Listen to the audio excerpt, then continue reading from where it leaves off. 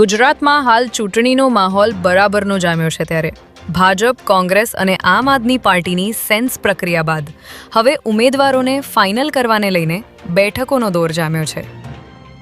ભાજપમાંથી ચૂંટણી લડવા માટે ભાજપનો ગઢ ગણાતા એવા ખાડિયા વોર્ડની 4 બેઠક માટે 52 લોકોએ ટિકિટ માટે દાવેદારીયા નોંધાવી છે.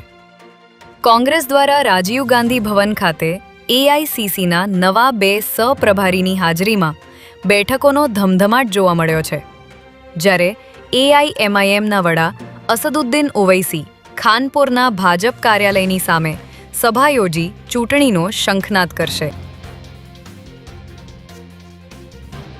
કેન્દ્ર શાસિત પ્રદેશ દાદરા નગર હવેલીના સેલવાસમાં આજે મોટી દુર્ઘટના સર્જાઈ હતી, જેમાં નાઇટ્રોજન ગેસના એક ગોડાઉનમાં નાઇટ્રોજન ગેસ રિફિલિંગની પ્રક્રિયા દરમિયાન સિલિન્ડરમાં પ્રચંડ ધડાકા સાથે વિસ્ફોટ થતાં સમગ્ર પંથક ધ્રુજી ઉઠ્યો હતો. આ ગંભીર દુર્ઘટનામાં 3 વ્યક્તિઓના મોત નીપજ્યા છે, જ્યારે 8 લોકોને હોસ્પિટલમાં દાખલ કરવામાં આવ્યા છે. ચોંકાવનારી વિગત એ છે કે આ મોતના ગોડાઉન જેવું જોખમી એકમ શૈક્ષણિક સંકુલથી માત્ર 30 મીટરના અંતરે જ આવેલું હતું. ત્યારે ઘટનાને પગલે પોલીસ કાફલો અને ફાયર વિભાગની ટીમો ઘટના સ્થળે દોડી ગયા હતા અને બચાવ કામગીરી હાથ ધરી હતી. બોટાદ જિલ્લાના ગઢડા શહેરમાં છેલ્લા 24 કલાકથી ભારેલા અગ્નિ જેવી સ્થિતિ જોવા મળી રહી છે.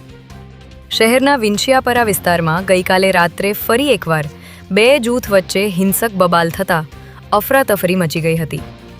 આ અથડામણમાં એક વ્યક્તિને ગંભીર ઈજાઓ પહોંચતા વધુ સારવાર અર્થે બોટાદ ખસેડવામાં આવ્યા છે.